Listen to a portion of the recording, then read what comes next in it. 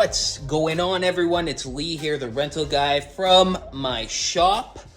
Today we're going to talk, well, it's the last tent of the year that was partially set up today. So I'm just going to go and talk about the importance of tightening up a tent, blah, blah, blah. Last tent of the year. I just finished putting half of it up today. So the weather's supposed to be rainy. We actually just beat the rain. We just beat the rain. So we put it up so that we don't have to do anything else in the rain.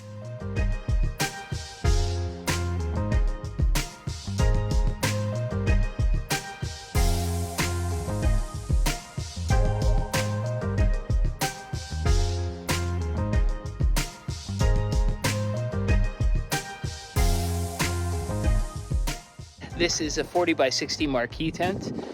We set it up early because it's going to be raining quite a bit and we don't want to have to set it up in the rain. So it's set up here. We're keeping all the walls open so that the wind can just push through it. And then we'll be coming back and we'll be, doing everything up because we can do all the other tasks in the rain. We can back the trailer right up and then we're not getting all wet and the tent tops aren't getting wet. You probably can't see it in this video, but one of the tent tops is dirty, so a little bit of rain wouldn't hurt it as well. It's September, so all my dedicated staff is gone for the season other than me, my wife, my mother and father-in-law. So I hire a labor service, and so I've got 3 labor service to help me. Here's my final tent tip of the year.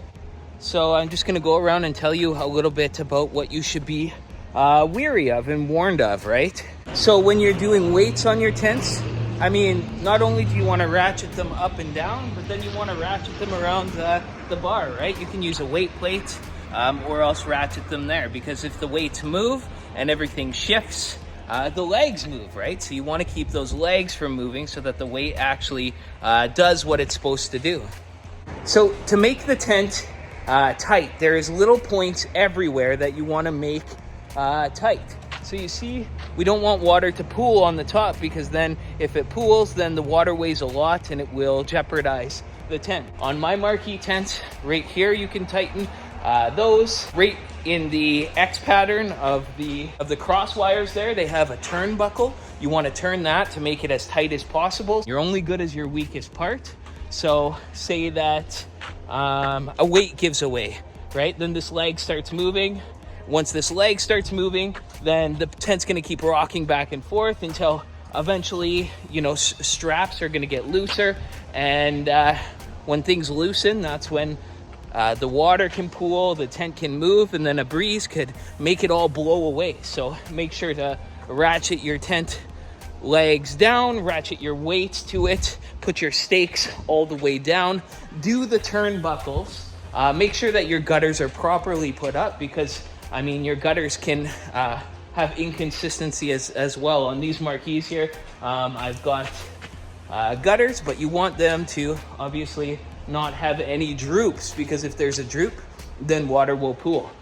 This wouldn't be a game over thing, but it would be annoying for the customer because the water would start spilling inside the tent.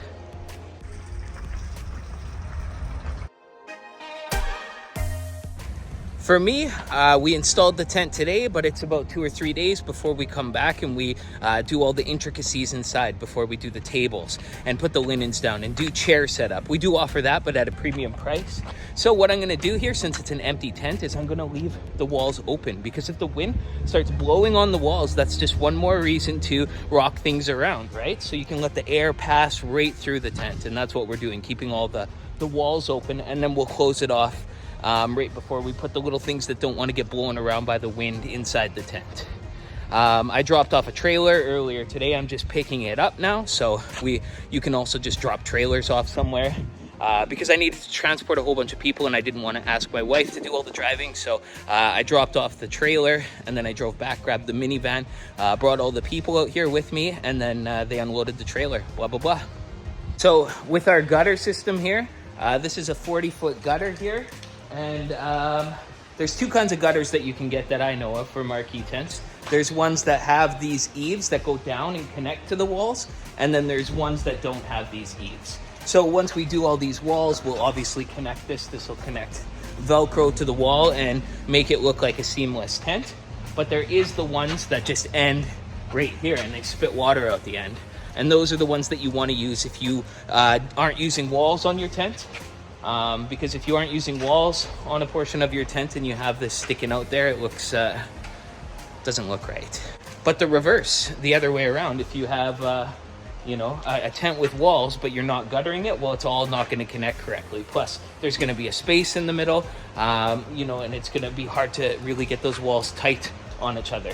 Because for our guttering, we leave a 6-inch space. So there's a space where the gutter can go between these two poles, and then so 6 inches between there.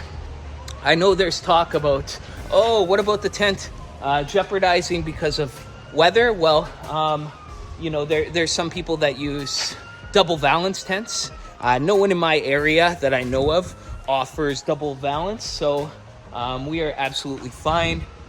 For us, just having these little things in our tent so that the tent won't give way. It's nice and tight, and there's a turnbuckle, and there's like a little grommet in there that makes it so that the tent won't slip out from that point. So the marquee tents are engineered to go together and not jeopardize, as long as they're not moving around together. So don't skip any steps. Make sure and always put your clips in everywhere. Make sure everything's tight. And if you have your tent going out, revisit it if you need to. If it gets windy, well, by George, I'm coming here to, throw some more weights out. I'm gonna grab some more weights from the shop, or, do whatever I need to do to keep this tent good. But as long as everything stays tight, then it'll be great. So if I have to come back tomorrow and tighten everything up, then so be it.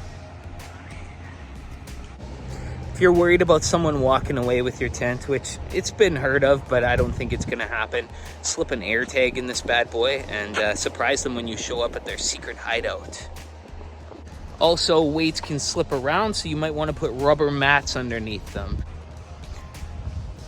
These corner things here, tighten them right up. You always tighten those things. I always double check my guys' tents, and probably half the time they haven't fully tightened them up. So if they're not tightening them up, it's just another place for water to pool. Thanks for watching, guys. I hope you like this video. If you like this video, you know what to do.